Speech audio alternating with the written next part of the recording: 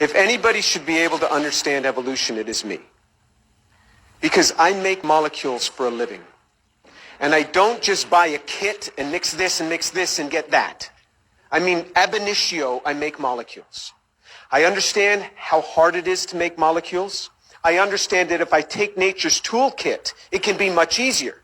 Because all the tools are already there, and I just mix it in the proportions that, and I do it under these conditions. But ab initio is very, very hard. I don't understand evolution.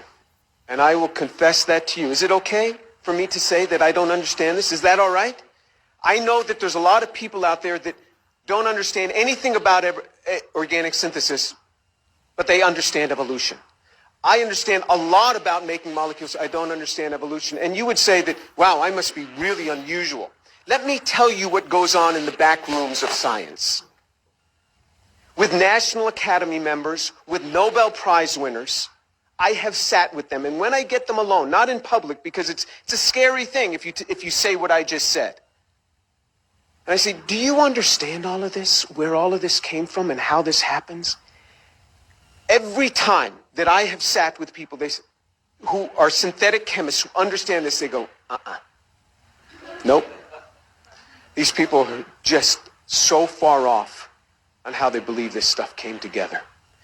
I have sat with National Academy members and Nobel Prize winners. Sometimes I will say, do you understand this? And if they're afraid to say yes, they say nothing. They just stare at me because they can't sincerely do it. I was once brought in by the dean of the department once, and many years ago, and he was a chemist, and he was kind of concerned about some things. I said, let me ask you something. You're a chemist. Do you understand this? How do you get DNA without a cell membrane? And how do you get a cell membrane without a DNA? And how does all this come together from this? He said, Jim, we have no idea. We have no idea. I said, isn't it interesting that you, the dean of science, and I, the chemistry professor, can talk about this quietly in your office? But we can't go out there and talk about this. If you understand evolution, I am fine with that. I'm not going to try to change you. Not at all. In fact, I wish I had the understanding that you have. But about 7 or 8 years ago, I posted on my website that I don't understand. And I said, I will buy lunch for anyone that will sit with me and explain to me evolution, and I won't argue with you until I don't understand something. I will ask you to clarify. But you can't wave by and say, this enzyme does that. You got to get down in the details of where molecules are built for me.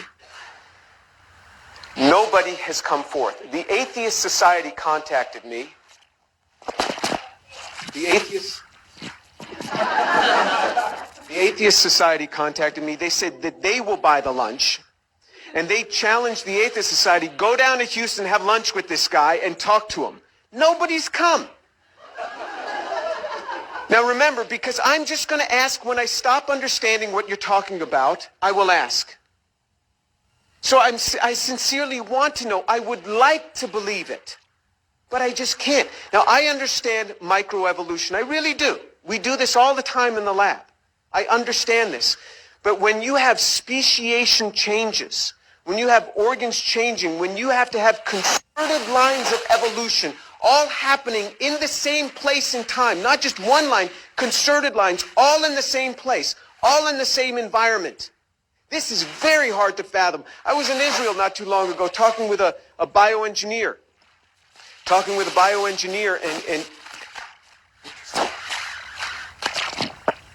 And he was describing to me the ear. And he was studying the different changes in the modulus of the ear.